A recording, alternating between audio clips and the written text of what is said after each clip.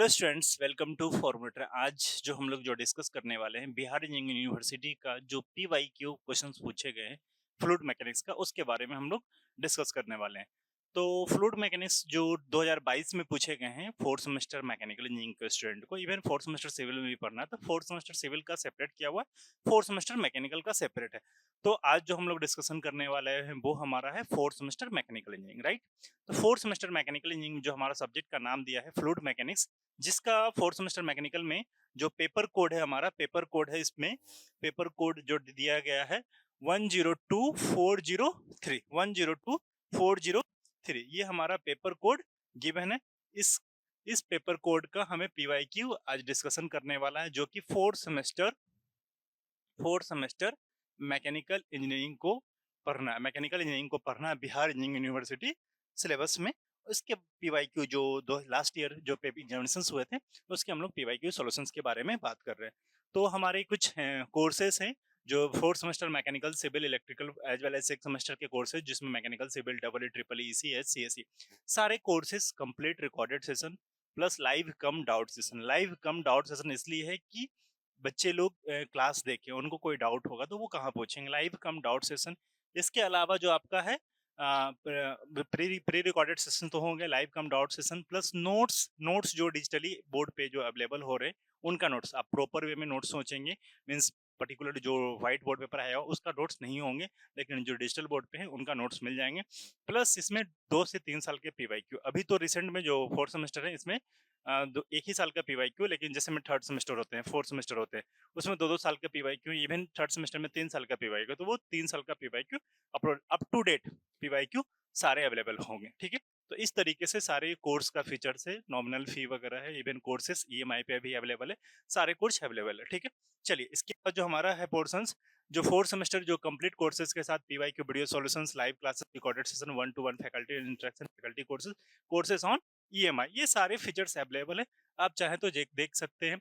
Semester के साथ साथ कंपटीशन कोर्सेज भी बहुत इजीली वे में अवेलेबल है, ठीक है, प्रीवियस ईयर के साथ। अब हम लोग जो बात करेंगे जो क्वेश्चंस होते हैं फ्लूइड मैकेनिक्स का, जो कि फोर्थ सेमेस्टर मैकेनिकल इंजीनियरिंग में है, क्वेश्चन नंबर 1 से लेकर क्वेश्चन नंबर 9 तक होते हैं। आज हम लोग स्टार्ट करते हैं क्वेश्चन नंबर 1 से, कोशिश करेंगे क्वेश्चन नंबर 1 2 3 4 5 जहां तक हो सके एक पार्ट करेंगे और दूसरा पार्ट एक सेपरेट पार्ट कर देंगे, ठीक है। तो पहला क्वेश्चन हमारा ऑब्जेक्टिव क्वेश्चन है, उसके बाद क्वेश्चन नंबर 2 से क्वेश्चन नंबर 9 तक सब्जेक्टिव क्वेश्चन है। पहला सब आपके लिए भी कंपलसरी है, हमारे लिए तो सब कंपलसरी है ही। क्वेश्चन नंबर 2 से क्वेश्चन नंबर 9 तक, इसमें आपका 4 क्वेश्चंस का सिलेक्शन करना है, राइट। तो 8 क्वेश्चंस में 4 का सिलेक्शन बहुत अच्छी बात है, आप इजीली कर लेंगे, लेकिन एज ए फैकल्टी हम लोग पूरा का पूरा सॉल्व करेंगे, आपकी इच्छा जो। लेकिन हम आपको सजेस्ट करेंगे, फ्लूइड मैकेनिक्स में कोशिश करेंगे कि न्यूमेरिकल क्वेश्चंस को मैक्सिमम टू मैक्सिमम अटेम्प्ट करने की कोशिश करेंगे। थ्योरेटिकल क्वेश्चन उसको अवॉइड करने की कोशिश कीजिएगा, नंबर कटने की चांसेस ज्यादा है, न्यूमेरिकल क्वेश्चंस को ज्यादा अप्रोच करेंगे, ठीक है। सबसे पहला क्वेश्चन जो आपके स्क्रीन पे अवेलेबल है, देखिएगा, choose the correct answer of the flowing any 7। Sir 10 question से हम लोग 10 का 10 करेंगे, उसके बारे में हम लोग बात करते हैं। तो the value of bulk modulus of ideal fluid, तो आइडियल फ्लूइड का बल्क मॉडुलस, मतलब bulk modulus of ideal fluid पूछना चाह रहा है। तो ऑप्शन क्या है, 0, unity, infinity and less than of the real fluid. तो bulk modulus of ideal fluid, तो आइडियल फ्लूइड का बल्क मॉडुलस क्या होता है, हम लोग फ्लूइड मैकेनिक्स में चैप्टर में डिस्कस किए थे क्या, कि bulk modulus of ideal fluid infinite होते हैं। तो इनफाइनाइट जो शेयर मॉडुलस क्या होता है, जीरो होता है, तो बल्क मॉडुलस इसका क्या होगा, इनफाइनाइट। शेयर मॉडुलस जीरो होने के कारण जो आइडियल फ्लूइड का, जो बोल सकते हो क्या, आइडियल फ्लूइड का जो बल्क मॉडुलस होंगे वो कितना होगा, इनफाइनाइट। तो आइडियल फ्लूइड का बल्क मॉडुलस कितना होगा, फाइनाइट। तो इसका क्या होगा, infinite. Option C is the right answer, यानी कि option number 3 is the right answer. याद रखिएगा, फ्लूइड मैकेनिक्स से रिलेटेड ऑलरेडी 200 क्वेश्चंस हमारे एक सेपरेट यूट्यूब चैनल है फॉर्मूलेटर AEJE करके, उस पर ऑलरेडी 200 क्वेश्चंस कराए हुए हैं। आप चाहें तो एक बार प्रैक्टिस पर्पस से उसको जरूर देखेंगे, ठीक है। अब हम लोग मूव करते हैं क्वेश्चन नंबर बी की तरफ। क्वेश्चन नंबर बी की तरफ, the specific gravity of the liquid. तो specific gravity of the liquid क्या होता है, कि density of fluid to the density of standard fluid. Specific gravity basically क्या होता है, density of fluid to the density of specific fluid, यही हम लोग पढ़े हैं। तो specific gravity of liquid has same unit has the mass density, same unit has the base density, same unit has a specific volume, no unit। तो basically specific gravity क्या होता है, density of fluid to the density of a specific fluid, to the density of specific fluid, ये हमारा इसको बोलते हैं हम लोग स्पेसिफिक ग्रेविटी। तो स्पेसिफिक ग्रेविटी को हम लोग डिफाइन किया कि density of fluid to the density of specific fluid, इसको हम लोग डिफाइन। तो इसी ये क्या होगा हमारा यूनिटलेस होगा, इसमें दोनों सेम है, ऊपर भी सेम नीचे भी सेम, तो ये क्या होगा हमारा यूनिटलेस, यानी कि फर्स्ट का B is the right answer. ठीक है, नेक्स्ट क्वेश्चन कर रहे हैं, क्वेश्चन नंबर सी क्या है, for an incompressible fluid does density vary with temperature and pressure. तो इनकम्प्रेसिबल फ्लूइड मतलब जो कंप्रेस ना हो, जिसमें डेंसिटी की चेंजेस लेस देन 5% से कम हो, दैट इज इनकम्प्रेसिबल फ्लूइड। तो for an incompressible fluid does density vary with temperature and pressure. तो आपको भी पता है कि डेंसिटी जो इनकम्प्रेसिबल फ्लूइड जिसमें डेंसिटी पे फर्क कोई नहीं पड़े, तो क्या पूछ रहा है कि टेम्परेचर और प्रेशर के कारण इनकम्प्रेसिबल फ्लूइड पे फर्क पड़ेगा? बिल्कुल नहीं पड़ेगा। ठीक है, तो वही ऑप्शन क्या है, it varies for all the temperature and pressure range, wrong, it remains constant, maybe. ठीक है, नेक्स्ट ऑप्शन पढ़ते हैं, it varies only for lower value of temperature and pressure, wrong, and it varies for higher value of temperature and pressure. थोड़ा देर के लिए आप fourth number मान भी सकते हैं, लेकिन इनकम्प्रेसिबल फ्लूइड के लिए न के बराबर ही होता है, means for incompressible fluid density does not vary with temperature and pressure, यानी कि मींस क्या हो जाएगा, option number 2 is the right answer. Note में आप एक पॉइंट लिख सकते हैं, for incompressible fluid density does not vary with temperature as well as pressure. तो इनकम्प्रेसिबल फ्लूइड के लिए टेम्परेचर और प्रेशर पे कोई फर्क नहीं पड़ना, मतलब डेंसिटी पे कोई फर्क नहीं पड़ना है due to the temperature and pressure के कारण। क्लियर है, मतलब ये बोलना चाह रहा है कि कोई फ्लूइड है, टेम्परेचर बहुत हाई इंक्रीज कर रहे हैं, बहुत हाई टेम्परेचर प्रेशर कर, बहुत हाई प्रेशर कीजिए तो माइन्यूट फर्क पड़ेगा, वो उसी के लिए बोल रहे हैं कि it varies for higher value of temperature and pressure, बहुत हाई होगा तो लाइटली फर्क पड़ेगा, जो कि इग्नोरेबल है, जो हम लोग इग्नोर करते आ रहे हैं। फ्लूइड मैकेनिक्स में बेसिकली हम लोग क्या करते हैं, इनकम्प्रेसिबल फ्लूइड जो हम लोग उसको इग्नोर ही करते हैं, सो इसलिए हम लोग इसको कंसीडर किए, इट रिमेंस कांस्टेंट। ठीक है, चलिए नेक्स्ट क्वेश्चन हम लोग मूव करते हैं, क्वेश्चन नंबर डी की तरफ, इस उसी पॉइंट को लिख दिए, for incompressible fluid density remains constant and does not change with temperature and pressure. Next point है हमारा D, which of the flowing is not a unit of dynamic viscosity. क्या बोल रहा है, which one of the flowing is not a unit of dynamic viscosity. तो dynamic viscosity क्या होता है, basically tau equal to mu du by d y, tau equal to mu du by d y. यहाँ पे क्या है, mu आपका dynamic viscosity है, यहाँ पे क्या है हमारा, म्यू डायनेमिक विस्कोसिटी है, mu is the dynamic viscosity, हमारा इसी को बोलते हैं डायनेमिक विस्कोसिटी, इसको हम लोग बोलते हैं डायनेमिक विस्कोसिटी।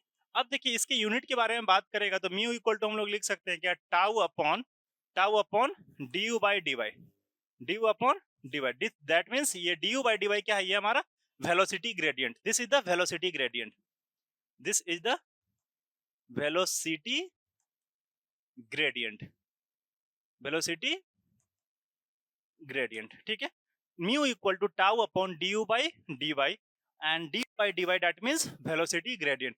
टाउ क्या है हमारा, शियर स्ट्रेस, बेसिकली यूनिट क्या स्ट्रेस, न्यूटन पर मीटर स्क्वायर या फिर पास्कल, और इसका क्या d you by D y मतलब मीटर पर सेकंड अपॉन मीटर, तो ये कितना होगा, पास्कल सेकंड बोल सकते हैं, इसका यूनिट क्या हो जाएगा, पास्कल सेकंड, एक यूनिट तो हो जाएगा हमारा पास्कल सेकंड, ऑप्शन नंबर 1। तो विच one is the not a dynamic viscosity, तो ये तो नहीं होगा ऑप्शन। ठीक है, दूसरा अगर न्यूटन सेकंड पर मीटर स्क्वायर, इसको न्यूटन में कन्वर्ट कीजिए तो इसको हम लोग लिखते हैं क्या, स्ट्रेस को लिखते हैं क्या, force per unit area, stress को बेसिकली क्या करते हैं, फोर्स पर यूनिट एरिया, तो इसको हम लोग लिख सकते हैं टाउ को हम लोग क्या लिख सकते हैं दूसरा लैंग्वेज में, tau equal to mu d you by D y जो है, म्यू इक्वल टू लिखना है ना, हमें म्यू इक्वल टू कितना होगा, mu equal to tau upon D you by D y, tau upon D you by D y. ठीक है, tau upon D you by D y, so tau की value हम लोग क्या लिखे हैं, पास्कल सेकंड ना, पास्कल सेकंड या फिर न्यूटन पर मीटर स्क्वायर, ये क्या है हमारा शियर स्ट्रेस न्यूटन पर मीटर स्क्वायर अपॉन न्यूटन पर मीटर स्क्वायर, इसको क्या लिखा है, यहाँ से सेकंड आया, यहाँ से पर सेकंड आया, पर सेकंड, तो इसको लिखेंगे न्यूटन सेकंड पर मीटर स्क्वायर, क्यों, क्योंकि मीटर पर second upon meter, meter meter cancel, यानी कि पर सेकंड आता तो ये पर सेकंड, यानी कि न्यूटन सेकंड पर मीटर स्क्वायर, यानी कि ये भी ऑप्शन सही है, ये भी ऑप्शन सही है। इसके बाद हमारा पॉइज, तो हम लोग जानते हैं कि जो डायनामिक विस्कोसिटी है उसका यूनिट क्या है, पॉइज ही होता है, तो पॉइज है, तो ये भी हमारा ऑप्शन सही है। तो कौन सा रॉन्ग है, ये हमारा रॉन्ग है, यानी कि इसका आंसर क्या होगा, इसका आंसर पूछा जाएगा तो आंसर क्या हो जाएगा, ये which one is the right answer, तो stroke is the right answer, stroke होगा हमारा फाइनल सॉल्यूशंस, ठीक है, क्योंकि डायनामिक विस्कोसिटी का जो यूनिट होगा न्यूटन सेकंड पर मीटर स्क्वायर भी, या फिर पास्कल सेकंड भी, या फिर पॉइज भी, ये तीनों यूनिट है, तो कौन सा नहीं है, स्ट्रोक। स्ट्रोक किसका यूनिट है, स्ट्रोक काइनेमेटिक विस्कोसिटी का यूनिट है, ठीक है, याद रखिएगा, ये जो यूनिट है किसका भी यूनिट है, kinematic visco, it is the unit of किसका, unit of kinematic viscosity, kinematic viscosity, ठीक है। किन्हीं को कुछ भी समझने में दिक्कत है बिल्कुल बेहिचक पूछ सकते हो आप, ठीक है, कहीं पूछने में शर्माना नहीं है, जो चीज नहीं समझ में आता है बिल्कुल पूछेंगे, ठीक है। चलिए नेक्स्ट क्वेश्चन हम लोग मूव कर रहे हैं, which of the flowing is a shear thickening fluid. Shear thickening fluid basically हम लोग विहंगम फ्लूइड को shear thickening fluid basically dilatant fluid को हम लोग बोलते हैं। डायलेटेंट फ्लूइड हमारा क्या होता है कि हम लोग फ्लूइड मैकेनिज्म जब हम लोग पढ़े होंगे या फिर मेरा लेक्चर देखे होंगे, वहां पे फ्लूइड का हम लोग क्लासिफिकेशन किए थे, उसमें हम लोग जो डिस्कस किए थे Newtonian fluid, Newtonian fluid, dilatant fluid बताए थे कुछ, Newtonian fluid, dilatant fluid, pseudo plastic fluid, तो ये हमारा Newtonian fluid shear stress versus du by d y का हम लोग ग्राफ बनाए थे, ठीक है। तो ये आपका shear stress versus du by d Y, that is Newtonian fluid, that is dilatant fluid, ये हमारा क्या हो गया, डायलेटेंट फ्लूइड इसको बोलेंगे, dilatant fluid, this is the dilatant fluid, dilatant fluid, इसी को बोलते हैं शियर थिकनिंग फ्लूइड, जिसमें हमारा म्यू इंक्रीज कर रहा है, ये जो हमारा म्यू जो है कंटिन्यूअसली इंक्रीज करता जा रहा है, देखिए स्लोप अभी ये है, ये यहाँ से स्लोप कंटिन्यूअसली इंक्रीज करते जा रहा है, यहाँ पे इस पर्टिकुलर पॉइंट पे देखिए स्लोप आपका बहुत कम है, इस पर्टिकुलर पॉइंट से देखते जाइए, यहाँ से जैसे देखिएगा स्लोप हमारा इंक्रीज करते जा रहा है, कंटिन्यूअसली स्लोप इंक्रीज करना मतलब म्यू के वैल्यू हमारा क्या हो रहा है, इंक्रीज करते जा रहा है, इस किस में, डायलेटेंट फ्लूइड में।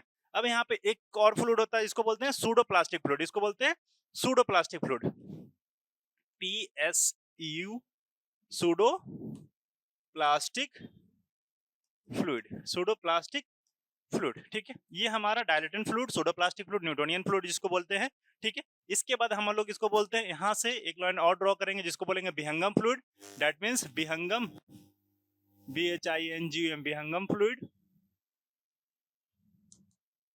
और एक होता है थिक्जोट्रोपिक और दूसरा होता है रियोपेक्टिक, एक होता है हमारा थिक्जोट्रोपिक, दूसरा रियोपेक्टिक। तो PQRST, टी हमारा बाद में आता है तो टी ऊपर चलाएगा, थिक्जोट्रोपिक, थिक्जोट्रोपिक, ये हो जाएगा थिक्जोट्रोपिक फ्लूइड, याद नहीं रहता इसलिए PQRST का टर्म्स यूज किया, RST टी बाद में तो बाद में, और ये rheopectic, rheopectic fluid, rheopectic fluid, ये आप लोग फ्लूइड में जरूर ध्यान रखिएगा, यदि डायग्राम वगैरह बनाने के लिए बोलता है तो आप इजिली बना सकते हैं, ठीक है। तो ठीक है, अब ये पूछ रहा है कि विच of the flowing shear thickening fluid, तो शियर थिकनिंग फ्लूइड बेसिकली क्या होगा, जो कि जिसमें विस्कोसिटी हमारा इंक्रीज करता जाए, जिसमें विस्कोसिटी इंक्रीज करता जाए, shear thickening fluid, shear thickening fluid, shear thickening fluid means क्या होना चाहिए इसमें, विस्कोसिटी इंक्रीज कर जाए, विस्कोसिटी हमारा इंक्रीज करता जाए, विस्कोसिटी जब इंक्रीज कब करेगा, इस कंडीशन में इंक्रीज कर रहा है और इस कंडीशन में इंक्रीज कर रहा है, दो कंडीशंस में हमारा क्या हो रहा है, म्यू की वैल्यू क्या हो रहा है, इंक्रीज कर रहा है, म्यू की वैल्यू हमारा इंक्रीज कर रहा है, इस कंडीशन में इंक्रीज कर रहा है, तो या तो फिर रियोपेक्टिक बोल सकते हो या डायलेटेंट बोल सकते हो, मेनली हम लोग यूज करते हैं डायलेटेंट फ्लूइड यूज करते हैं, क्योंकि डायलेटेंट फ्लूइड में B इक्वल टू 0 यहाँ पे है, लेकिन यहाँ पे B इक्वल टू कुछ होंगे, B इक्वल टू एडिशनल कुछ कांस्टेंट है, तो यहाँ पे कुछ कांस्टेंट होगा, लेकिन यहाँ पे नहीं, तो dilatant fluid is used as a shear thickening fluid, तो हम लोग क्या आंसर होगा, डायलेटेंट फ्लूइड, कौन सा answer, option number 3 is the right answer, ठीक है। चलिए नेक्स्ट क्वेश्चन की तरफ मूव करते हैं, क्वेश्चन नंबर F की तरफ मूव करते हैं, उसी के बारे में मेंशन किए हैं, जो फ्लूइड है उसके बारे में नोट्स आपको मिल जाएंगे, shear thickening fluid is also known as dilatant fluid, उसी को मेंशन किया गया। चलिए नेक्स्ट क्वेश्चन हमारा F number, which device is popularly used for measuring difference of low pressure, तो लो प्रेशर को मेजर करने के लिए कौन सा डिवाइस यूज करते हैं, which device is use for measuring difference of low pressure, inverted U-tube differential manometer, U-tube differential manometer, inclined single column manometer and vertical single column manometer. Which one is the right answer? So which device is popularly used for measuring difference of low pressure? तो low pressure को major करने के लिए हम लोग कौन सा device use करते हैं? यूट्यूब मैनोमीटर, यही यूज करते थे ना। तो इन कौन सा ऑप्शन होगा? YouTube differential manometer, inverted YouTube differential manometer. कौन सा होगा? यूट्यूब इन्वर्टेड, हाँ इन्वर्टेड मतलब जो उल्टा किया हुआ, तो इन्वर्टेड यूट्यूब डिफरेंशियल मैनोमीटर, यानी कि option number 1 is the right answer, यानी एफ का फर्स्ट आंसर। ठीक है, नेक्स्ट क्वेश्चन हम लोग मूव करते हैं। जी, in case of spherical bodies with uniform mass distribution, what is the position of center of pressure relative to center of gravity? देखिए spherical body के लिए बोल रहा है, सेंटर ऑफ प्रेशर और सेंटर ऑफ ग्रेविटी में पूछना चाह रहा है। और यूनिफॉर्म बॉडी, जो यूनिफॉर्म बॉडी होता है क्या होता है? सेंटर ऑफ प्रेशर और सेंटर ऑफ ग्रेविटी दोनों सेम होना है, एक ही जगह पे होना है। जो छोटा बॉडी आप लेंगे, छोटा बॉडी लेंगे तो उसमें डेफिनेटली क्या होना है? यूनिफॉर्म स्ट्रक्चर से, तो सेंटर ऑफ प्रेशर और सेंटर ऑफ ग्रेविटी दोनों जगह सेम होना है। तो इन case of spherical body with uniform mass distribution, कोई एक स्फेरिकल बॉडी हम लोग कंसीडर किए हैं, इसमें यूनिफॉर्म मास डिस्ट्रीब्यूशन जो हम लोग कंसीडर करेंगे, यूनिफॉर्म मास डिस्ट्रीब्यूशन जो हम लोग कंसीडर कर रहे हैं, इसमें कुछ भी सब सारे जगह यूनिफॉर्म है, तो इसमें सेंटर ऑफ प्रेशर और सेंटर ऑफ ग्रेविटी दोनों सेम होना है। तो यहाँ पे डायरेक्टली कौन सा आंसर होगा? कोइंसाइड्स, कोइंसाइड्स करेंगे centre of pressure as well as centre of gravity. Right, clear है? चलिए नेक्स्ट क्वेश्चन हम लोग मूव करते हैं। Question number IH, the velocity at a point in flow is tangent to the streamline. तो किसी भी स्ट्रीम लाइन पे the velocity at a point, the velocity of a point in a flow is tangent to the stream line. कहाँ पे होगा? Along the stream line, tangent to the stream line, along the path line, tangent to the path line. तो tangent में stream line में क्या होता है? Basically ये क्या होता है? Tangent to the stream line, यही हमारा फ्लो बताता है ना, जो वेलोसिटी का डायरेक्शन। तो क्या बताएंगे? Tangent to the stream line. The velocity of a point in a flow is tangent to the stream line. एक चीज हम फिर से बोलना चाहेंगे, फ्लूइड मैकेनिक्स चाहे वो मैकेनिकल हो चाहे वो सिविल हो, दोनों जरूर देख लीजिएगा। दोनों का पीवाईक्यू, आप लोग के पीवाईक्यू जो फोल्डर है उसमें मैकेनिकल का भी अवेलेबल है, सिविल का भी अवेलेबल है। तो एक फिर से बोल रहे हैं, आप लोग जरूर एक बार प्रॉपरली देख लेंगे, क्योंकि आपको क्वेश्चंस पूछे जा सकते हैं। और पीवाईक्यू बढ़िया से देख लिए, समझ लिए बाबू, सफिशिएंट है। लिटरली बोल रहे हैं कि हम पूरा बेसिक से लेकर के चल रहे हैं, पूरा बेसिक से समझाते हुए चलेंगे और क्वेश्चंस आप लोग अटेम्प्ट कर सके, इसलिए हम जो बोल रहे हैं कि दोनों क्वेश्चंस हम ऐड कर दिए, आप लोग प्रैक्टिस जरूर कर लें। ठीक है, एच नंबर हो गया। इसके बाद देखिए आई number 4, a fully developed pipe flow. Fully developed pipe flow, how does the pressure very with length of the pipe? तो फुल्ली डेवलप्ड पाइप फ्लो बोल रहा है, फुल्ली डेवलप्ड पाइप फ्लो जब हो, फुल्ली डेवलप्ड पाइप फ्लो होगा, तो how does pressure very with length of the pipe? Length of the pipe के साथ क्या प्रेशर वेरी करता है? तो डेल्टा पी का हम लोग एक फॉर्मूला पढ़े थे, याद है? 32 mu V L upon D square, 32 mu upon D square, ये पढ़े थे कुछ? 32 mu V L upon D square, कुछ पढ़े थे, याद है ना? तो ये क्या डिपेंड कर रहा है? जो दो पॉइंट का प्रेशर डिफरेंस जो है हम लोग कैलकुलेट करते थे 32 mu V L upon D square, याद है ना कुछ? ये इंपॉर्टेंट रिलेशन है, इसको याद रखिएगा। तो how does the pressure vary with the length of the pipe? Length के अकॉर्डिंगली कैसे वेरी कर रहा है? तो delta P is directly proportional to कितना? Delta P is directly proportional to length, delta P is directly proportional to length, simple. तो यहाँ पे बोल सकते हैं क्या? For fully developed pipe flow how does the pressure vary with the length of the pipe flow? तो कौन सा? Linearly is the right answer, clear है? चलिए मूव करते हैं हम लोग नेक्स्ट क्वेश्चन की तरफ। J number, loss of head due to friction. Friction के कारण लॉस ऑफ हेड कितना होता है? Directly proportional to hydraulic radius, inversely proportional to velocity, inversely proportional to hydraulic radius, directly proportional to gravitational constant. तो head loss जो HF होते हैं, HF equal to FL V square by 2DG, where F equal to friction factor. हम बताया थे friction factor है F और F dash coefficient of friction factor होता है। तो loss of head due to friction is directly proportional to the hydraulic radius, directly proportional to hydraulic radius पहला wrong है। Inversely proportional to hydraulic radius भले बोल सकते हैं, inversely proportional to the velocity ये भी रॉन्ग है। Inversely proportional to hydraulic radius जो ये आपको दिख रहा होगा, कि H is inversely proportional to hydraulic mean depth, इसी को बोलते हैं hydraulic mean depth, hydraulic radius, ठीक है। Directly proportional to gravitational constant, wrong, यानी कि option number C is the right answer. Clear है, यानी option number C is the right answer. इसके बाद हम लोग मूव करते हैं क्वेश्चन नंबर 2 की तरफ। हमारा ऑब्जेक्टिव पार्ट कंप्लीट हुआ, अब हम लोग मूव करेंगे सब्जेक्टिव पार्ट में। पहला हमारा क्या है, मास डेंसिटी के बारे में। देखो इस तरह के क्वेश्चन जब भी पूछे गए, थ्योरेटिकल क्वेश्चंस हैं, थ्योरेटिकल जब भी क्वेश्चंस पूछे गए तो उसको प्रॉपर लिखा करेंगे, प्लस कुछ उसके बारे में कुछ नोटेशंस वगैरह उसको डाला कीजिएगा। पहला क्या है, मास डेंसिटी। तो मास डेंसिटी क्या होता है, basically mass per unit volume. उसके बाद पूछा है weight density, weight per unit volume. उसके बाद स्पेसिफिक वॉल्यूम, स्पेसिफिक वॉल्यूम आपका बोल सकते हो वॉल्यूम पर यूनिट मास। स्पेसिफिक वॉल्यूम क्या होता है, वॉल्यूम पर यूनिट मास। उसके बाद specific gravity, density of fluid, density of specific density of fluid to the density of standard fluid, यही हम लोग यूज करते हैं ना। तो पहला देखिए हमारा, पहला क्या है, मास डेंसिटी। तो मास डेंसिटी हमारा क्या होता है, मास डेंसिटी बेसिकली क्या, डेंसिटी। तो डेंसिटी इक्वल टू हम लोग क्या जानते हैं, मास पर यूनिट वॉल्यूम। तो इसको हम लोग बोलते हैं mass density is representation of the amount of mass और the number of particles of a substance material object in relation the space, ठीक है। किसी भी स्पेस में कितना मास टू द वॉल्यूम है, उसी को हम लोग मास डेंसिटी बोलते हैं। Mass density is representation of the amount of mass और the number of particles of a substance material और objects in relation to the space. Second हमारा क्या है, weight density.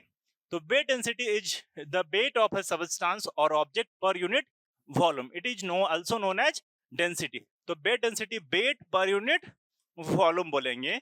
weight per unit volume जैसे ही बोलिएगा तो weight density को हम लोग W से डिनोट करते हैं। weight density weight upon volume। तो weight बराबर क्या होता है, a mass into g, mass into g upon volume, mass into g upon volume। और पीछे m बटा v को हम लोग क्या डिनोट किए, रो से। m बटा v को डिनोट किए रो से। तो ये इसी को हम लोग बोलते हैं रो इंटू जी, ये इसी को बोलते हैं हम लोग bed density. Generally bed density of water कितना होगा, आप कोई पूछेगा आपसे कि बेड डेंसिटी ऑफ वाटर कितना, तो वाटर का 1000 गुना 9.81, तो कितना हो जाएगा 9810 केजी न्यूटन पर किलो न्यूटन पर मीटर, न्यूटन पर मीटर स्क्वायर, ठीक है। ये हमारा 9810, ठीक है। इसी तरह से हमारा जो आ गया नेक्स्ट हमारा specific volume. Specific volume basically क्या है, ये फ्लूइड का प्रॉपर्टी है जो कि वॉल्यूम पर यूनिट मास को डिफाइन करता है, वॉल्यूम पर यूनिट मास। तो specific volume is the property of material defined as the number of cubic metres occupied by 1 kilogram of particular substance, the standard unit of metre cubed per kilogram. तो specific volume basically जो define किया हमारा, volume per unit mass, volume per unit mass, जिसको हम लोग denote मतलब define करेंगे। इसका यूनिट देखा जाए तो कितना हो जाएगा, मीटर क्यूब पर केजी।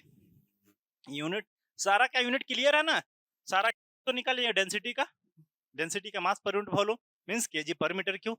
और स्पेसिफिक उसी तरह से आप बेड डेंसिटी भी निकाल सकते थे, उसमें डेंसिटी में क्या कि जी की वैल्यू ऐड होकर न्यूटन पर मीटर स्क्वायर कर सकते हो, ठीक है। नेक्स्ट हमारा क्या है, specific gravity. Specific gravity basically क्या होता है, specific gravity is the physical quantity that describe the ratio of substance density of fluid to the density of water at a specified temperature. It is a dimensionless quantity and it is expressed as that is mean density of fluid to the density of a standard fluid.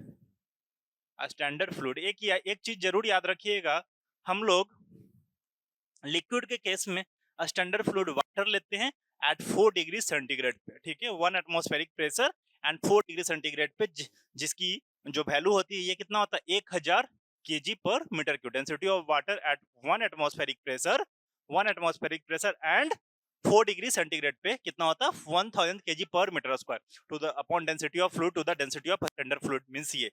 In case of air, air के conditions में क्या होता है, density of air हम लोग consider करते हैं eight n t पे, नॉर्मल टेम्परेचर प्रेशर पे, उसको हम लोग कंसीडर करते हैं 1.23 की आता, उसके हिसाब से हम लोग स्टैंडर्ड फ्लूइड जो स्पेसिफिक ग्रेविटी फाइंड आउट करते हैं, ठीक है। Substance with a specific gravity greater than 1 are heavier than water.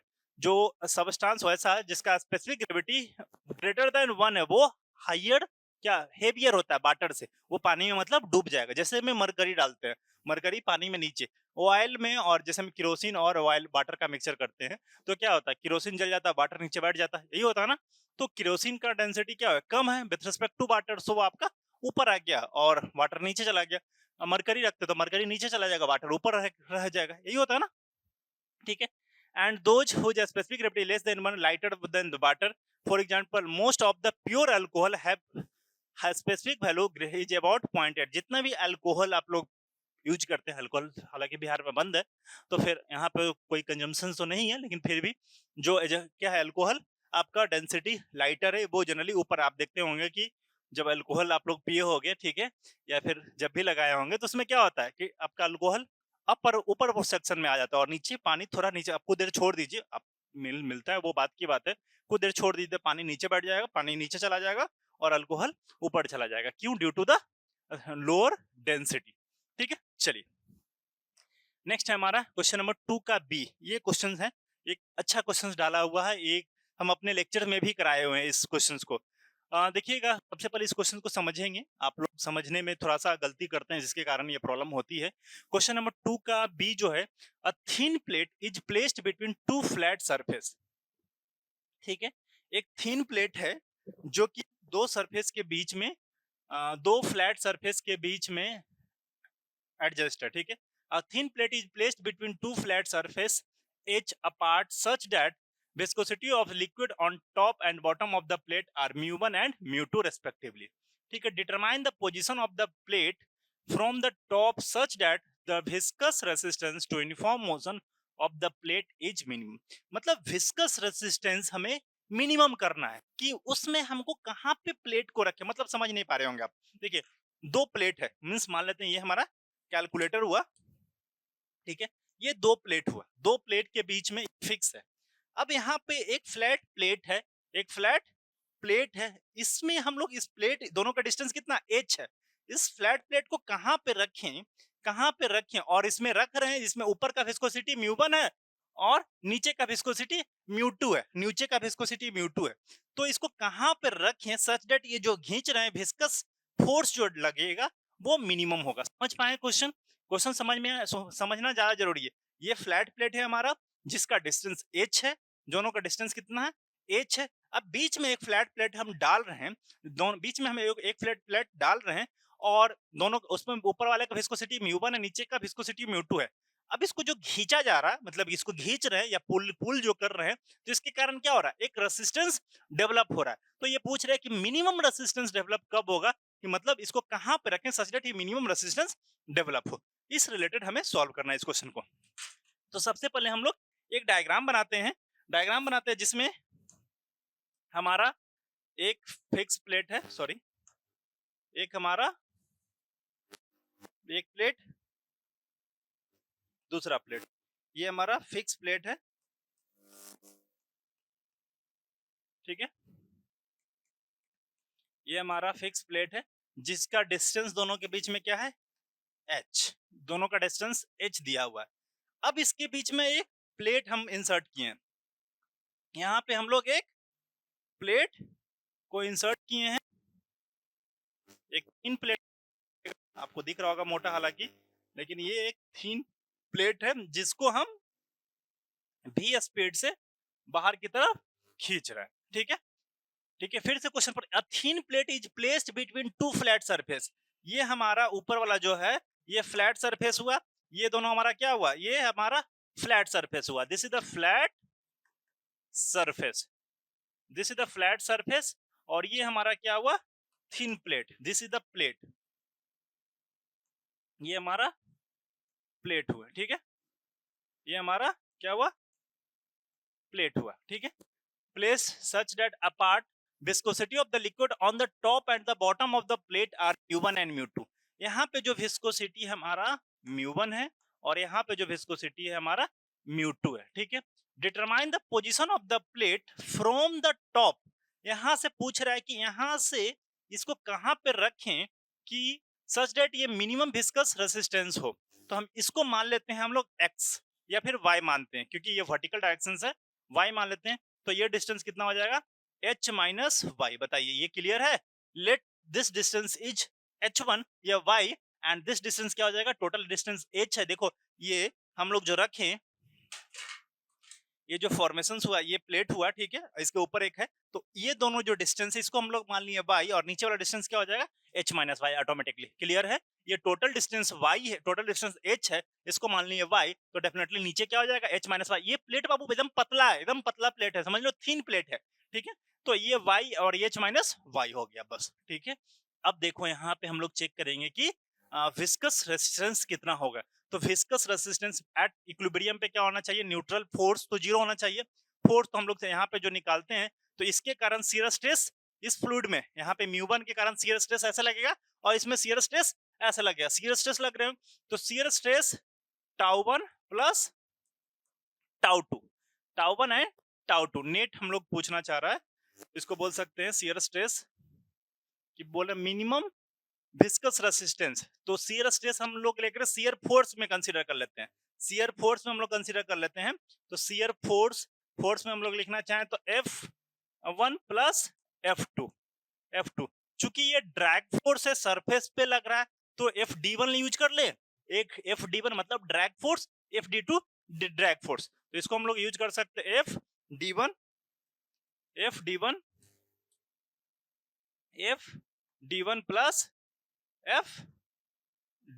FD1 plus FD2, drag force 1 and drag force 2।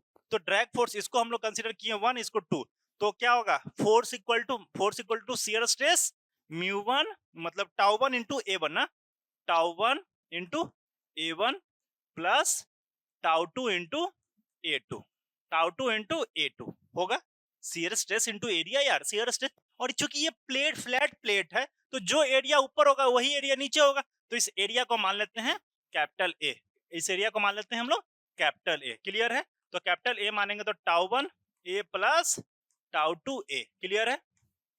बोलिए। अब टाउ1 शियर स्ट्रेस कितना होगा, mu due by D by, तो म्यू की जगह पे क्या होगा, म्यू1 और डी यू मतलब भी, इसका वेलोसिटी कितना होगा, 0, तो v माइनस 0, बिल्कुल भी, तो v, और ये कितना होगा dy, तो इसको बोल सकते हैं म्यू1 डी, इसको बोल सकते हैं डी बाई डी बाई, तो मतलब v अपॉन y इंटू ए प्लस प्लस प्लस क्या यूज करेंगे, mu two into v upon h minus y, v upon distance कितना है, h minus Y into a. Clear है यहाँ तक? बताइए। थोड़ा सा अब उधर दिख रहा होगा, नहीं दिख रहा है तो इसको हम लोग ऐसे कर सकते हैं, नहीं, ये क्या हो गया, म्यू1 भी वाई ए प्लस म्यू2 भी upon h minus Y into A, ये हमारा क्या आ गया। इसी को अब मिनिमम करना, ये हमारा नेट फोर्स है F, ड्रैग फोर्स, ये टोटल ड्रैग फोर्स है, ये जो ड्रैग फोर्स आया इसको मिनिमम करना है। तो मैक्सिमम मिनिमम निकालने में तो आप एक्सपर्ट हैं ही। जो हमारा वेरिएबल कौन सा है, ये बाई वेरिएबल है, तो यानी DFD अपॉन DY हम लोग डिफरेंशिएट करेंगे। क्लियर है? तो फोर्स जो ड्रैग फोर्स है इसको बाई के टर्म्स में हम लोग डिफरेंशिएट करेंगे। चलिए इसको डिफरेंशिएट करते हैं, तो क्या लिखेंगे, D of FD upon DY, D of FD upon DY, तो D ऑफ DY हम लोग लिख दें, और क्या आया था, टाउ इक्वल टू म्यू1 DU V अपॉन y के जगह पे ये y आया था, y इंटू ए प्लस म्यू2 into v upon h minus Y into area, ये था। क्लियर? कीजिए, ये था h v upon h minus Y, यही था ना, इसी को डिफरेंशिएट करना है। इसको डिफरेंशिएट कीजिए, तो करते हैं यहाँ से कितना, a कांस्टेंट है, इसको बाहर निकाल दें, और y का डिफरेंशिएशन करना, तो 1/x का differentiation with respect to x करते तो -1/x स्क्वायर होता है, यानी कि 1/y का डिफरेंशिएशन करेंगे विद रिस्पेक्ट टू y, बाकी सारा टर्म्स तो कांस्टेंट है, तो कांस्टेंट है, तो इसको लिखेंगे म्यू1 v a, और y 1/x का डिफरेंशिएशन -1/x स्क्वायर, मतलब minus of by square plus, इसको y के टर्म्स में डिफरेंशिएट कर रहे हैं, तो कितना हो जाएगा, प्लस, सब सारा टर्म कांस्टेंट है, म्यू2 v a, ये हमारा कांस्टेंट टर्म्स है, ये हमारा क्या है, कांस्टेंट टर्म्स है। h माइनस वाई का डिफरेंशिएशन करेंगे, y in terms of y 1/h minus Y का डिफरेंशिएशन करेंगे, तो कितना होगा, h माइनस वाई का होल स्क्वायर, और माइनस वाई का क्या हो जाएगा, ये हमारा माइनस वाई को उसमें करते हैं तो माइनस वाई, ये आपका प्लस। ठीक है, तो ये हमारा h माइनस वाई का होल स्क्वायर। समझ पा रहे हैं ना, क्योंकि माइनस कितना होता है यहाँ पे, -1 बटा h माइनस वाई का होल स्क्वायर, और माइनस माइनस प्लस हो जाता। ये ठीक है।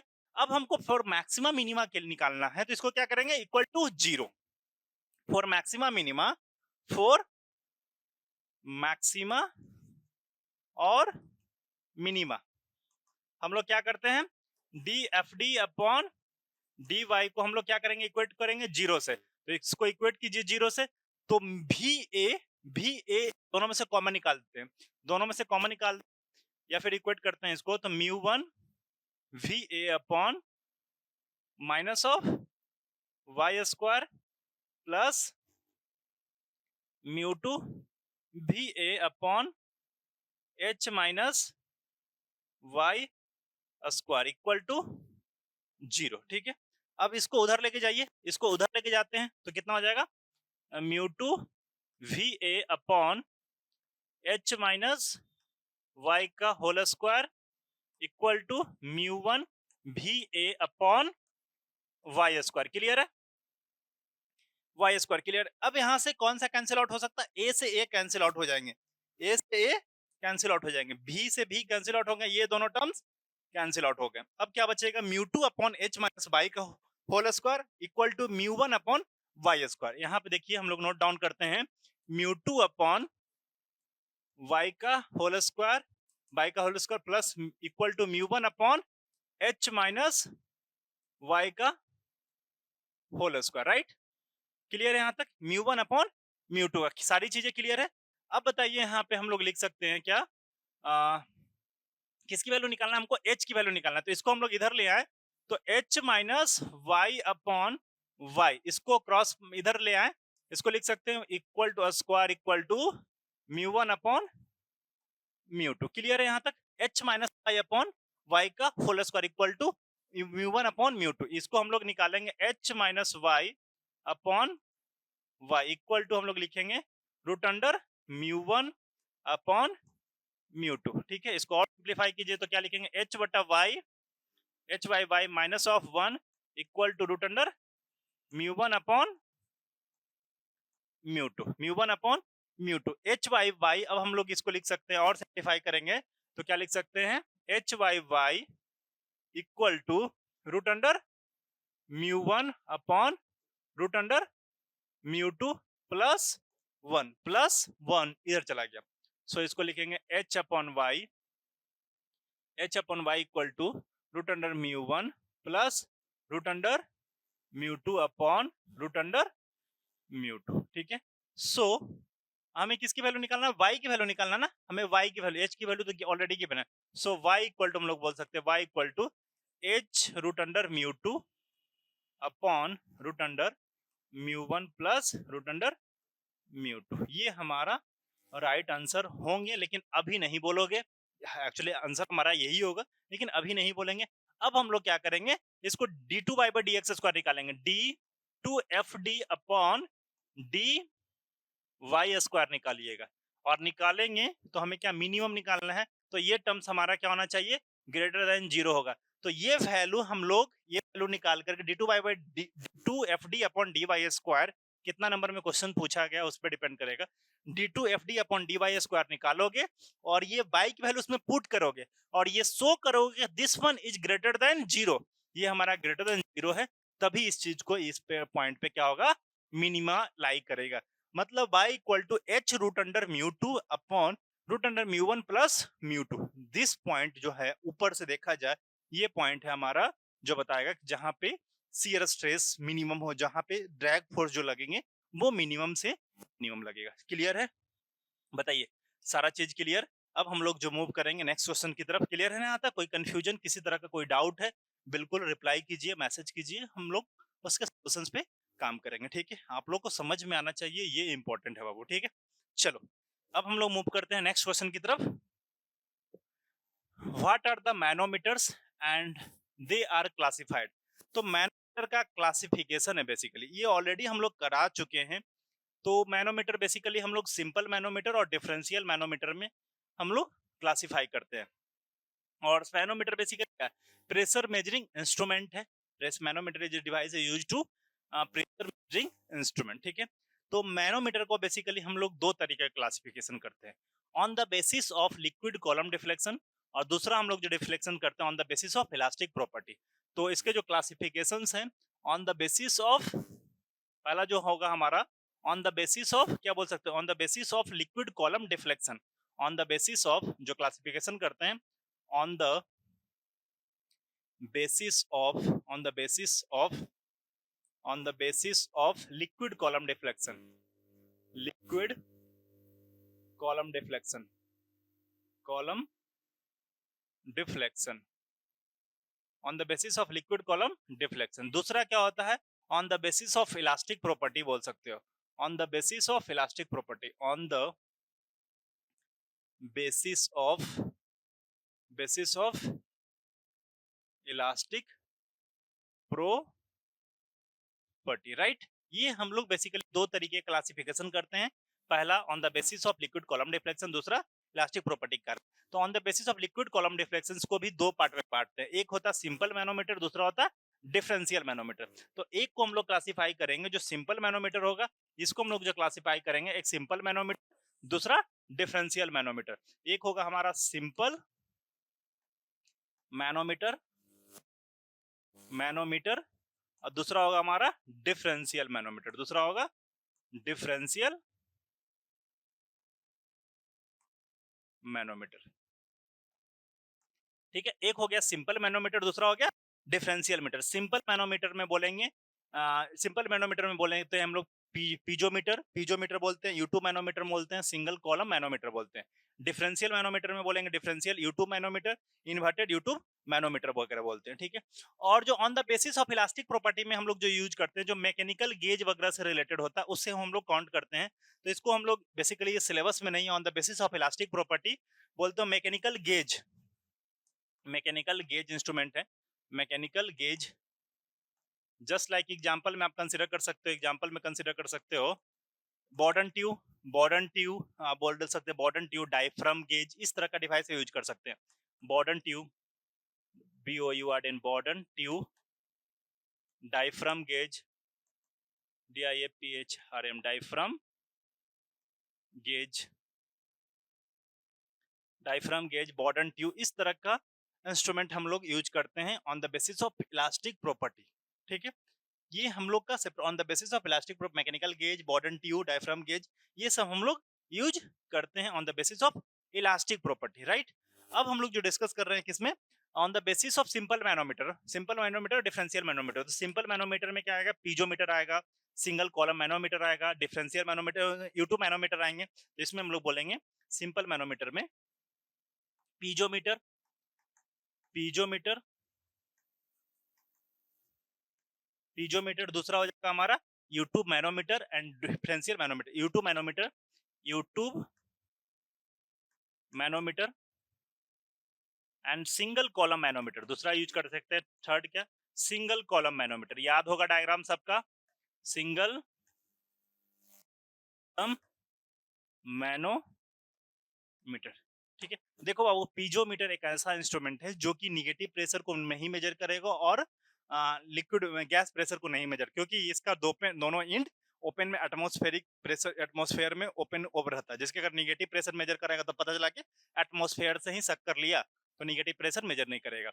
इसी तरह से गैस प्रेशर को मेजर नहीं कर, पता चला कि हवा में बाहर फेंक दिया, तो इसलिए हम लोग को नहीं मेजर करता है पीजोमीटर, ना गैस प्रेशर को ना निगेटिव प्रेशर को। यूट्यूब मैनोमीटर वहाँ पे हम लोग यूज करते हैं।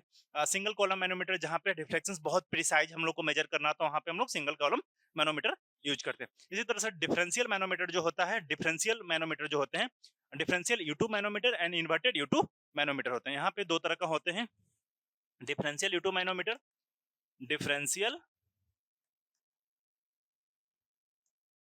U tube manometer, differential U tube manometer, differential U tube manometer, differential U tube manometer and inverted tube manometer, या फिर इन्वर्टेड डिफरेंशियल मैनोमीटर बोलते हैं, inverted, inverted, inverted, inverted U tube manometer, U tube manometer. देखो सबका क्लासिफिकेशन अपने अपने तरीके से किया गया है। ये देखो भाई साहब पीजोमीटर क्या बोलता है कि हम निगेटिव प्रेशर नहीं मेजर करेंगे, हम गैस प्रेशर मेजर नहीं करेंगे। ये बोलता है कि auto manometer normal pressure measure करने के लिए है। ये प्रिसाइज, अब जहां तक बहुत प्रिसाइज निकालना हो तो सिंगल कॉलम मैनोमीटर यूज करते हैं। फिर उसके बाद बोलता है डिफरेंशियल यूट्यूब मैनोमीटर, बोलता है कि बहुत हाई प्रेशर मेजर करना हो तो वो हम लोग क्या यूज करेंगे, डिफरेंशियल यूट्यूब मैनोमीटर बोलेंगे। बहुत कम प्रेशर मेजर करना हो तो हम लोग इन्वर्टेड यूट्यूब मैनोमीटर यूज करते हैं। तो ये कंप्लीट क्लासिफिकेशंस हम लोग बात की। इससे ज्यादा इसमें बताने की जरूरत नहीं, हम ऑलरेडी बहुत सारा पॉइंट बता दिए हैं। चाहे तो इसमें बहुत सारा कुछ लिख सकते हैं। ठीक है, चलिए अब हम लोग मूव करते हैं नेक्स्ट क्वेश्चन की तरफ। क्वेश्चन नंबर 3 का बी है, गेट ए बी, ये कहां दिख रहा है जी, gate A B shown in figure 1 is 1.2 metre, अरे 1.2 मीटर लॉन्ग, 1 पॉइंट, ये गेट है हमारा, ये हमारा गेट है, राइट, ये हमारा गेट है ए बी जो कि 1.2 metre long and 0.8 metre into the paper, अंदर पेपर के अंदर, बोर्ड के अंदर है 0.8 metre into the paper, neglecting atmospheric pressure, atmospheric pressure को हम लोग को नेग्लेक्ट करना है। कंप्यूट द फोर्स, एफ की वैल्यू हमें फाइंड आउट करनी है on the gate and its centre of pressure position as well as centre of pressure position हमें फाइंड आउट करनी है। सबसे पहले हमें फोर्स की वैल्यू फाइंड आउट करना है, उसके बाद सेंटर ऑफ प्रेशर पोजीशन से उसके बारे में पता करना है। तो सबसे पहले डायग्राम समझिए, क्वेश्चंस क्या बोलना चाह रहा है उसके बारे में हम लोग समझते हैं। इस साइड जो हमारा ये 4 मीटर है, इधर कितना है नहीं पता, ये टोटल 8 मीटर है। और ये ए बी एक गेट है, ये गेट मतलब जो भी लगा हुआ है गेट है, इसका हाइट कितना, इधर इस डायरेक्शन में 40 डिग्री पे इंक्लाइन है प्लेन, 40 डिग्री इंक्लाइन प्लेन पे 1.2 मीटर इसका है और 0.8 मीटर अंदर की तरफ है। तो ये पूछना चाह रहा है कि compute the force on gate, ये इस गेट पे कितना फोर्स लग रहा है, पहला चीज। ठीक है, इस गेट पे फोर्स कितना लग रहा है इसके बारे में पूछना चाह रहा है, हाइड्रोस्टैटिक फोर्स के बारे में पूछना चाह रहा है। दूसरा चीज, and its centre of pressure and centre of pressure position, centre of pressure position पूछना चाह रहा है, या बाई सी बोल सकते हो, इसको हम लोग बोलते हैं बाई पी बोलेंगे ना, centre of pressure, pressure terms में वाई पी पूछना चाह रहा है, वाई पी। ठीक है, ये हमें फाइंड आउट करना है। तो बेसिकली फोर्स इक्वल टू क्या हम लोग पढ़े हैं, रो जी ए एच बार, ए ने पढ़े हैं हम लोग, तो फॉर्मूला यही पढ़े कि रो जी ए एच बार पढ़े हैं। और इस साइड में जो हमारा फ्लूइड जो यूज हो रहा है वो कौन सा फ्लूइड है, ओआईएल, जिसकी स्पेसिफिक ग्रेविटी 0.82 है और ये हाइट 4 है, इधर 6 मीटर है। कुछ इस तरह से क्लासिफिकेशन किया गया है। हमें सबसे पहले क्या निकालना होता है, एफ इक्वल टू क्या होता है, F equal to rho g A h bar चाहिए होता है। तो हमें डेंसिटी पता है, डेंसिटी हमें पता है 0.82 गुना 1000, ये हमें डेंसिटी पता है, यही ना होगा डेंसिटी, डेंसिटी ऑफ लिक्विड कौन सा है, ऑयल। तो ऑयल के लिए कितना होगा 0.82 इंटू 1000, क्लियर है, 0.82 इंटू 1000 हमारा डेंसिटी आ गया। जी की वैल्यू हम लोग को पता है 9.81, 9.81। ए की वैल्यू कितना है, ए की वैल्यू 1.2 इंटू 0.8 अंदर है, 0.8 अंदर है। तो ये एरिया की वैल्यू भी हमें पता चल गया 1.2 इंटू 1.2 इंटू 0.8, 1.2 इंटू 8, 1.2 इंटू 0.8। ठीक है, ये हमारा ए की वैल्यू है। अब एच बार कैसे फाइंड आउट होगा, ये हमारा मुद्दा, ये हमारा मसला है, कैसे फाइंड आउट होगा ये हमें सोचना है।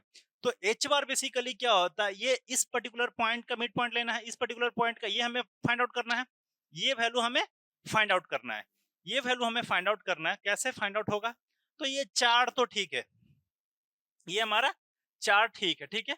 अब देखो ये टोटल 1.2 है, ये जो पार्ट है ए बी हमारा क्या है 1.2, दिस वन इज 1.2, तो 1.2 का आधा कितना 0.6, तो 0.6 ये डिस्टेंस जो हमारा होगा, ये डिस्टेंस हमारा कितना हो जाएगा 0.6, एक मिनट यहां से हम चेंज कर लें कलर, दिख पा रहा है ना, यहां से इसको हम रब करें और यहां से ये डिस्टेंस हमारा कितना हो जाएगा, ये डिस्टेंस हो जाएगा हमारा 1.6, 1.6 ना 1.6, ये 1.6 क्यों, क्योंकि ये डिस्टेंस जो हमारा आया ये डिस्टेंस 0.5, ये डिस्टेंस कितना है 0.6 और ये 1.6 आ गया। चलो इसको हम रिप्रेजेंट कर रहे हैं नेक्स्ट स्लाइड में सच दैट ये जो हमारा है प्लेट ऐसे आया और ऐसे गया, ठीक है। और ये सेक्शन ए बी है, मान लेते हैं ये सेक्शन ए, ऐसा करते हैं हम लोग, ये 4 हुआ, यहां तक गया और यहां से हम लोग क्या करते हैं इसको ए बी मान लेते हैं। दिस वन इज ए और बी, ठीक है। और इसके नीचे भी है, ये हमारा कुछ ऐसा है, ठीक है, कुछ ऐसा। ये टोटल डिस्टेंस 8 है, वो बात की बात है। अब ये आपका 1 है, ये आपका 1 मीटर है और ये आपका 1.2 मीटर है। तो इसका आधा कितना होगा?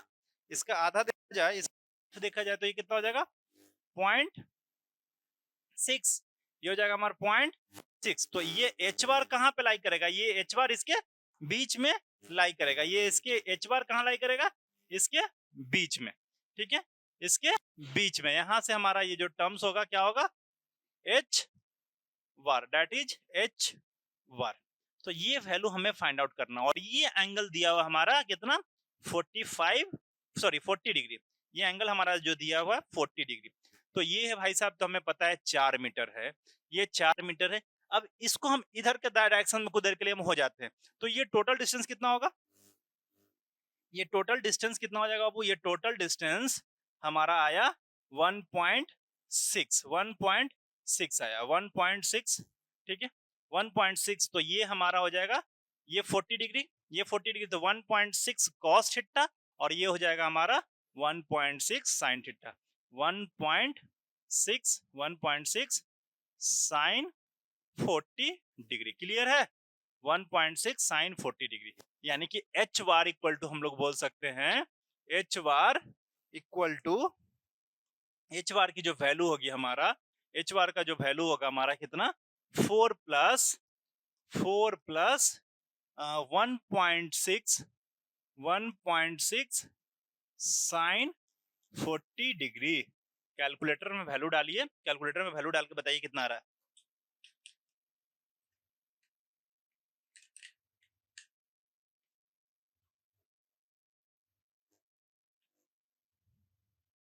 ठीक है, वैल्यू बताइए कितना आ रहा है। 4 plus 1.6 sine 40 degree, sine 40 degree ये कर रहे हैं, तो 4 प्लस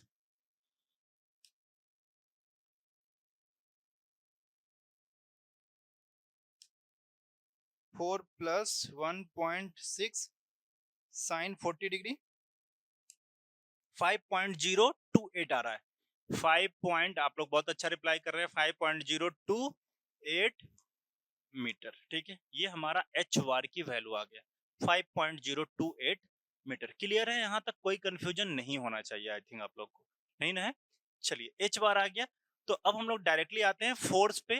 फोर्स पे हम लोग जो कैलकुलेट किए थे, तो force equal to rho g A h bar. तो डेंसिटी ऑफ फ्लूइड कितना था? डेंसिटी ऑफ फ्लूइड देखिए, डेंसिटी ऑफ फ्लूइड 0.82 है, स्पेसिफिक ग्रेविटी 0.82 है, तो डेंसिटी कितना हो जाएगा 0.82 इंटू 1000, 0.82 इंटू 1000, ये डेंसिटी हो गया। और एक्सेलरेशन ड्यू टू ग्रेविटी, जी की वैल्यू कितना 9.81 और ए की वैल्यू कितना होगा, कितना है 1.2 और अंदर 0.8, तो 1.2 और गुना 0.8, ये हमारा हो गया। इंटू एच बार की वैल्यू हम लोग अभी जस्ट निकालें, कितना 5.0284, 5.0284 सॉरी 0284। सॉल्व कीजिए, वैल्यू बताइए, सॉल्व करके वैल्यू बताइए fast. Into 1.2 into 0.8 into 0.8 into 9.81 into 0.82, ये आ रहा 38.83 किलो न्यूटन। इसको आप ऐसा यूनिट में जो देखेंगे तो 38,831.94 न्यूटन, और टर्म्स ऑफ न्यूटन में लिखेंगे तो कितना जाएगा 38.831 किलो न्यूटन। हमारा एक वैल्यू हमारा कंप्लीट हो गया, फोर्स की वैल्यू हमारा फाइंड आउट हो गया। ठीक है, अब हम लोग जो देखेंगे क्या, अब हम लोग जो देखेंगे h bar centre of pressure की वैल्यू हमें कैलकुलेट करना होगा। तो इसको हम लोग डिनोट करेंगे y p. Centre of pressure equal to y p equal to क्या होगा, एच एच एच क्या होता है कि y h bar plus h bar जिसको बोलेंगे हम लोग, या जो भी आया अभी एच बार आया ना, तो एच प्लस एच बार, या फिर एच बार नहीं बोल करके इसको इन टर्म्स ऑफ बाई बार बोल रहे हैं ना, तो इसको हम लोग इस डायरेक्शंस में ही कंसीडर करें, इंक्लाइन प्लेन में लेना, तो इंक्लाइन डायरेक्शंस में ही कंसीडर कर लेते हैं, ज्यादा बेटर रहेगा। उस डायरेक्शंस में कंसीडर कर लेंगे तो हमारा कैलकुलेशंस और इजी हो जाएगा। तो हम चाह रहे हैं ना इसको उस डायरेक्शन में कंक्लूड करते हैं। इसको हम लोग कंसीडर कर लेते हैं वाई डायरेक्शंस में कंसीडर कर लेते हैं, इसको हम लोग कंसीडर कर लेते हैं वाई बार प्लस इसको इस प्लेन में, अभी ये सीधा प्लेन था ना, ये हमारा कैसा, ऐसा हम लोग इसको एच ले रहे हैं, इसको हम लोग एच ले रहे हैं, ये हमारा एच ले रहे हैं, इसको हम लोग एच ले रहे हैं, और ये वाला जो प्लेन होगा हमारा इसको बाई पी मान ले रहे हैं, इसको वाई मान ले रहे हैं, इसको हम लोग वाई मान ले रहे हैं। ठीक है, तो वाई पी हमें कैलकुलेट करनी है, ये याद रखिएगा, हम लोग वाई पी इसको कंसीडर कर रहे हैं। तो वाई पी जब हम लोग कंसीडर करेंगे तो ये हमारा 4 की जगह पे कितना हो जाएगा, ये पूरा डिस्टेंस हो जाएगा, ये कितना हो जाएगा, ये हो जाएगा, तो 4 बाई साइन 40 डिग्री हम लोग बोल सकते हैं। इस डिस्टेंस को कितना बोलेंगे, 4 बाई साइन 40 डिग्री, ऐसा कुछ बोलेंगे ना, बताइए, बोलेंगे, चलिए ठीक है। अब हम लोग डिस्कस करते हैं, सेंटर ऑफ प्रेशर तो निकालना था, तो y p equal to y bar क्या होता है, एच सी मतलब h star equal to h bar plus I G G sine square theta upon A h bar, यही होता है ना basically. H star equal to क्या था, centre of pressure equal to कितना होता है, h bar plus I G G sine square theta upon A h bar. आप चाहें तो इस फॉर्मूला से भी निकाल लीजिएगा, आंसर सेम आएंगे। ठीक है ना, आप इस फॉर्मूला से निकालिए चाहे इस फॉर्मूला से निकालिए, आंसर सेम आएंगे। तो यहाँ पे हम लोग क्या करें, y p equal to y bar plus I G G upon A y bar. ठीक है, क्योंकि अब साइन स्क्वायर थीटा का कॉन्सेप्ट ही हम हटा दिए, साइन स्क्वायर थीटा का जो कॉन्सेप्ट है उसको हम लोग इग्नोर कर रहे हैं। ठीक है, वहां पे हम लोग इग्नोर कर रहे हैं, तो directly I G G upon ए वार से हमारा सॉल्व हो जाएगा। क्लियर है, समझ पा रहे हैं या नहीं समझ पा रहे हैं? देखो बाबू, तुमको इससे निकालना है, इससे निकालो। ठीक है, एच बार क्या आया, आई जी जी क्या है एच बार, और साइन स्क्वायर थीटा अप्लाई करिए, सॉल्व हो जाएगा। हम यहाँ पे थोड़ा सा यूनिक बता देना चाह रहे हैं कि थोड़ा सा अब इस प्लेन में ही बात कर लेना। ये जो हमारा प्लेन होगा, हम लोग का क्या क्वेश्चन, ये है ना क्वेश्चन, क्वेश्चन हमारा है ये 4 है, फिर हमारा यहाँ पे गया, फिर हमारा एक गेट है, फिर हमारा एक यहाँ तक गया, फिर उसके बाद हमारा एक गेट है, पीला कलर का एक गेट मान लिए हैं, फिर हमारा ये व्हाइट कलर का यहाँ पे हमारा कुछ ऐसा है। ठीक है, हम लोग क्या किए, ये पूरे डायरेक्शंस को हम लोग क्या मान रहे हैं, इस डायरेक्शंस को मान ले रहे हैं बाई, ये जो हम लोग डायरेक्शंस माने हैं इसको हम लोग मान लिए हैं पूरे को। ठीक है, यहाँ पे इसको पैरेलली सट होके जाएगा, सटा। ठीक है, इसको हम लोग मान लिए टोटल y।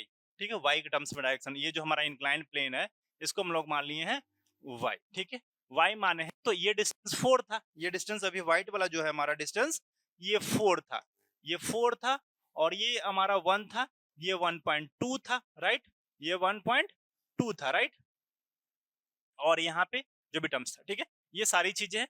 तो यहाँ से हमें क्या निकालना होगा, एफ बार निकालना, एफ बाई बार निकालना होगा पहले।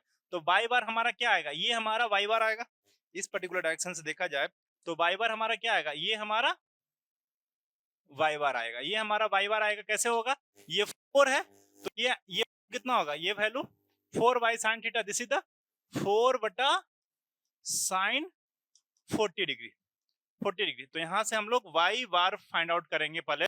तो वाई बार इक्वल टू हम लोग यूज करेंगे क्या, 4 बाई साइन 40 डिग्री। ये पेन विजुअल हो रहा है, नहीं हो रहा तो इसको हटा दे, 4 बाई साइन यहां से यूज कर सकते हैं हम लोग, 4 बाई बार इक्वल टू 4 बटा साइन ऑफ कितना 40 डिग्री। क्लियर है, प्लस ये एंगल ये डिस्टेंस कितना है 1, प्लस ये 1 आ गया, प्लस कितना पॉइंट 1/2 का आधा कितना 0.6, यानी 1.2/2। कैलकुलेटर में वैल्यू डालिए, बताइए कितना आ रहा है, कैलकुलेटर में वैल्यू डाल के बताइए कितना आ रहा है, 4 बाई साइन थीटा ना, 4 डिवाइडेड बाई साइन 40 कितना आ गया 6.22 प्लस 1 प्लस 1 प्लस 0.6 कितना 7.822 आ रहा है 7.822 मीटर। क्लियर है यहाँ तक? बोलिए यहाँ तक होपफुली कहीं किसी को दिक्कत नहीं होना चाहिए। जिनको इस फार्मूला पे अप्लाई करके निकालना है बिल्कुल निकालें, आंसर दोनों जगह सेम होगा, उसके लिए परेशान मत होइएगा, ठीक है ना। आगे समझने कॉन्सेप्ट समझना है, आप ऐसे निकालिए वैसे निकालिए, बात पड़ेगा बराबर, ठीक है। चलिए अब हम लोग क्या निकालना है, वाई बार निकाल दिए, वाई पी निकालना है ना, बेसिकली वाई पी निकालना है। तो यहाँ पे हम लोग लिखेंगे वाई पी इक्वल टू क्या होगा, Y bar plus I G G upon A y bar, ठीक है। तो ये कितना हो जाएगा 7.822 प्लस आई जी जी, कौन सा होगा b 1.2 into point sorry 0.8 into जो जिसके पैरेलल लेना है उसका क्यूब नहीं करना है, तो अंदर के इसके पैरेलल लेंगे तो 0.8 का क्यूब नहीं करेंगे, मतलब 1.2 का क्यूब करेंगे, मतलब 0.8 इंटू 1.2 का क्यूब अपॉन 12, ये होगी आई की वैल्यू। और नीचे में हम अब ए की वैल्यू कितना होगा, ए की वैल्यू 1.2 इंटू 0.8 एरिया आया और वाई बार की वैल्यू कितना होगा 7.822 बाई बार की वैल्यू आ गया 7.822। इसको सॉल्व कीजिए और वाई पी की वैल्यू बताइए, वाई पी की वैल्यू बताइए फास्ट, सॉल्व कीजिए, वाई पी की वैल्यू बताइए फास्ट कितना आ रहा है। 0.8 इंटू जो कैंसिल आउट हो सकता है उसको कैंसिल आउट कर लीजिए फास्ट, एक कैंसिल, एक तो ये कैंसिल होगा, 2 बचेगा ऊपर में 0.8 कैंसिल आउट, ऊपर में 2 बचेगा, तो ये आपको सॉल्व करेंगे, ये आ रहा हमारा 7.837 ये सॉल्व करने के बाद आएगा हमारा 7.837 मीटर। ये हमारा जो आया इस डायरेक्शन में yp की वैल्यू कितना आया 7.837। अब हम लोग जो बोल सकते हैं हमारा yp की वैल्यू कितना आया 7.837 और x की वैल्यू अब हम लोग फाइंड आउट कर सकते हैं, x की वैल्यू कितना हो जाएगा yp माइनस 4, इस यहाँ से हमें फाइंड आउट करनी है कि यहाँ से कितना लगेगा। तो ये हमारा जो वैल्यू आया 7.837 ये हमारा इस डायरेक्शन में यहाँ पे फोर्स लग रहा है। एक्चुअल जो फोर्स लग रहा है गेट से कितना दूर पे, ये क्वेश्चन पूछ रहा है ना। क्वेश्चन देखिएगा हमारा जो क्वेश्चन था, क्वेश्चन क्या था हमारा, क्या पूछ रहा है, compute the force on the gate and its centre of pressure position x। यहाँ से कितना इसके सेंटर ऑफ पोजीशन से यहाँ से कितना फर्क दूर पे है उसके बारे में हमसे पूछना चाह रहा है। यहाँ से मतलब इस पर्टिकुलर पॉइंट से बेसिकली गेट क्या है, ये गेट है, यही गेट है ना, यहाँ तक ये गेट है, तो इस गेट में कहां से कितना दूरी पे लगेगा, तो इस वैल्यू हमें फाइंड आउट करनी है। तो इसको जब फाइंड आउट करना है तो कितना होगा, अभी तक 7.837 ये पूरा है, यहां से यहां तक जो ये हमारा क्या हो गया, ये हल्का सा नीचे होगा, इसको बोलेंगे बाई पी की वैल्यू, बाई पी की वैल्यू आ गया। लेकिन हमसे क्या पूछना चाह रहा है, क्वेश्चंस में ये पूछेगा ना गेट से कितना दूर लगेगा, ये हमसे पूछना चाह रहा है, इसको हम लोग मान लेते हैं एक्स। अब ये एक्स की वैल्यू कितना होगा, ये पूरा बाई पी माइनस 4 बटा साइन 40 माइनस 1 और माइनस 0.6 यही होगा, माइनस 1, बस यहाँ से ये डिस्टेंस हमें फाइंड आउट हो जाएगा। तो मतलब ये पूछना चाह रहा है क्वेश्चन हमसे कि ये जो व्हाइट एक बार डायग्राम फिर से बना रहे हैं बाबू यहाँ पे समझने के लिए आपको, ये हमारा 1 था, ठीक है, ये हमारा 1 था, ये हमारा गेट हुआ, इसके बाद हमारा फिर से ये हमारा हुआ। हमसे ये पूछना चाह रहा है कि ये गेट से कितना दूरी पे हमारा फोर्स एक्चुअली में एक्ट होगा, ये हमसे पूछना चाह रहा है, हमसे ये पूछना चाह रहा है। तो हम लोग जो फाइंड आउट किए यहाँ से ये डिस्टेंस जो फाइंड आउट कर दिए, ये ऊपर से सरफेस से फ्री सरफेस से जो हम लोग डिस्टेंस फाइंड आउट कर दिए, ये डिस्टेंस हमारा आया कितना 7.8 कितना 7.837 जो कि yp की वैल्यू है। लेकिन हमसे क्वेश्चन क्या पूछना चाह रहा है, ये x की वैल्यू या फिर ये y की वैल्यू हमसे पूछना चाह रहा है, ये वैल्यू हमसे पूछना चाह रहा है, ये y की वैल्यू हमसे पूछना चाह रहा है कि गेट से कितना दूरी पे फोर्स लगेगा। इन फ्यूचर इसमें टॉर्क भी पूछ सकता है कि कितना टॉर्क लगेगा, इस तरह के क्वेश्चंस आपके पूछे गए हैं। ठीक है, तो ये बाई की वैल्यू हमसे पूछना चाह रहा है, राइट। तो इसमें से हमें वाई की वैल्यू निकालने के लिए हम लोग क्या करेंगे, वाई पी माइनस ऑफ, ये डिस्टेंस कितना था, ये डिस्टेंस था यहाँ से यहाँ तक 4 बटा, याद करो, y p minus Y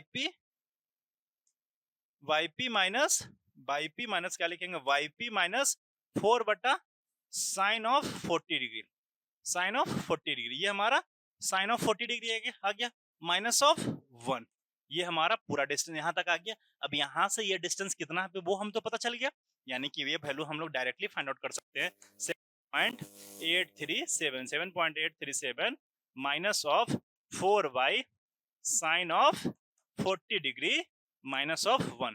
calculator में डालिए वैल्यू, अब बताइए, कैलकुलेटर में डालिए, कैलकुलेटर पॉकेट में है, ठीक है। 7.8 minus of 4 sine 40 minus of 1 कर रहे हैं, तो ये हमारा आ रहा है 0.614, ये हमारा जो वैल्यू आ रहा है 0.614 मीटर, देख रहे हैं। यानी कि अभी हम लोग आधा आधा कर रहे थे 0.6 पे, 0.6 से थोड़ा सा नीचे लग गया, मतलब जनरली सेंटर ऑफ प्रेशर क्या होता है, सेंटर ऑफ ग्रेविटी से थोड़ा सा नीचे ही होता है। ठीक है, तो ये आपका जो वैल्यू हमारा आया आंसर। अब इसी में पूछता कि भाई साहब कितना टॉर्क लग रहा है इस गेट पे, कितना टॉर्क, या फिर इस गेट पे होल्ड करने के लिए इधर से कितना फोर्स लगाना पड़ेगा, इधर से कितना टॉर्क लगाना पड़ेगा।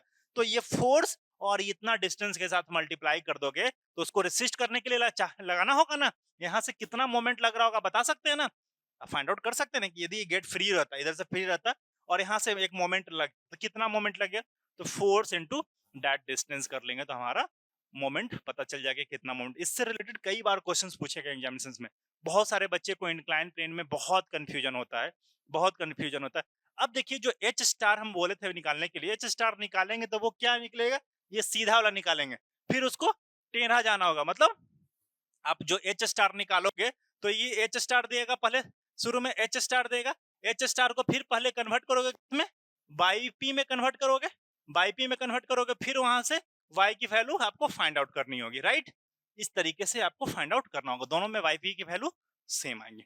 इस तरीके से हमारा क्वेश्चन नंबर 3 कंप्लीट हुआ। इसके अलावा क्वेश्चन नंबर 3 में नहीं ना है, क्वेश्चन नंबर 4 है। क्वेश्चन नंबर 4 को हम लोग नेक्स्ट लेक्चर में हम लोग डिस्कस करते हैं, अदरवाइज लेक्चर बहुत बड़ा हो जाएगा जो कि कोई मतलब नहीं बनता है। ठीक है, अब इससे रिलेटेड आप लोग क्वेश्चन जरूर सॉल्व करेंगे, कोई भी कंफ्यूजन होता है, किसी भी तरह का कोई भी डाउट होता है, बिल्कुल शेयर करोगे, हम उसके सॉल्यूशंस पे बात करेंगे। ठीक है, चलिए ठीक है। और एक चीज फिर से बोल रहे हैं, आप लोग 4th सेमेस्टर मैकेनिकल स्टूडेंट है, 4th सेमेस्टर सिविल का भी पीवाईक्यू जरूर से जरूर रिवाइज कर लीजिए, अदरवाइज दिक्कत है। और आपसे उम्मीद है कि 70 में कम से कम 68 नंबर से 59 नंबर तक लाओगे, क्योंकि ये स्कोरिंग पेपर है, आप अच्छा मार्क्स ला सकते हैं इसमें। और स्कोरिंग के साथ साथ ये पूरा लाइफ यूज होना है, चाहे वो मैकेनिकल स्टूडेंट हो चाहे वो सिविल के स्टूडेंट हो। चलिए ठीक है, मिलते हैं हम लोग कल, ठीक है, नेक्स्ट लेक्चर में। तब तक के लिए बाय एंड टेक केयर।